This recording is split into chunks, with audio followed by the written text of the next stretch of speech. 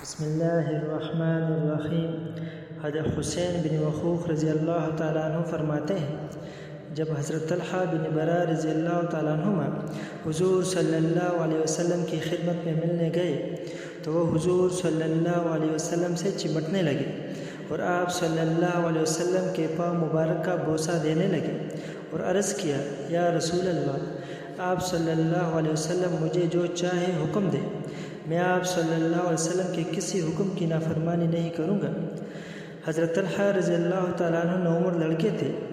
اس لیے ان کی اس بات پر حضور علیہ السلام کو بڑا تعجب ہوا۔ اس پر آپ صلی اللہ علیہ وسلم نے ان سے فرمایا، جاؤ اور جا کر اپنے باپ کو قتل کر دو۔ وہ اپنے باپ کو قتل کرنے کے ارادے سے چل پڑے تو حضور صلی اللہ علیہ وسلم نے انہیں بلایا اور فرمایا، ادھر آ جاؤ، مجھے رشتے توڑنے کے لیے نہیں بھیجا گیا۔ اس کے بعد حضرت طلحہ رضی اللہ تعالیٰ عنہ بیمار ہو گئے۔ حضور صلی اللہ علیہ وسلم ان کی عیادت کرنے کے لیے ان کے گھر گئے۔ سردی کا زمانہ تھا، خوب سردی پڑ رہی تھی اور بادل بھی تھے۔ جب آپ صلی اللہ علیہ وسلم واپس آنے لگے تو حضرت طلحہ رضی اللہ تعالیٰ عنہ کے گھر والوں سے آپ صلی اللہ علیہ وسلم نے کہا کہ مجھے تو طلحہ پر موت کے آثار نظر آ رہے ہیں، جب ان کا انتقال ہو تو مجھے خبر کر دینا تاکہ میں ان کی نماز جنازہ پڑھ سکوں اور ان کی تجہیز و تکفین میں جلدی کرنا۔ حضور صلی اللہ علیہ وسلم ابھی قبیلہ بنو سالم بن عوف تک نہیں پہنچے تھے کہ حضرت طلحہ رضی اللہ تعالیٰ عنہ کا انتقال ہو گیا اور رات کا وقت ہو گیا تھا۔ جب حضرت طلحہ رضی اللہ تعالیٰ عنہ نے انتقال سے پہلے جو باتیں کی، ان میں یہ وصیت بھی تھی کہ مجھے جلدی سے دفن کر کے